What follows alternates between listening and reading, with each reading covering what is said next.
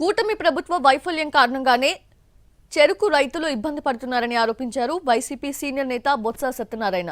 గిట్టుబాటు ధర దక్కక చెరుకు రైతులు వేరే చోటకు పంటను తరలించాల్సిన సిచ్యువేషన్ ఏర్పడిందన్నారు. ప్రభుత్వానికి చిత్తశుద్ధి ఉంటే 35 కోట్లు చెల్లించి రైతులను ఆదుకోవాలని డిమాండ్ చేశారు.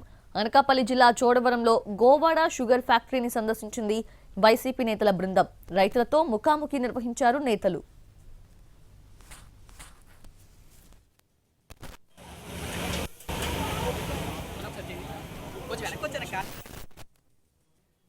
నష్టాలు అవి అప్ అండ్ డౌన్స్ అవి వస్తుంటాయి. కానీ ఇవాళ ఇక్కడికి వచ్చిన తర్వాత చూసిన తర్వాత తెలుస్తుంటే ఇది మానవ తప్పిదం.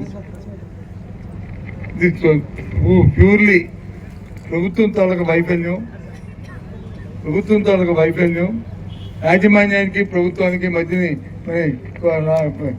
లేకపోవడం, సంబంధాలు లేకపోవడం, ప్రభుత్వం నిర్లక్ష్యం వహించడం, రైతుల పట్ల వాళ్ళకి చిత్తశుద్ధి లేదని నిదర్శనానికి ఇప్పుడు కనిపిస్తున్న ఈ తాలూకా ఈ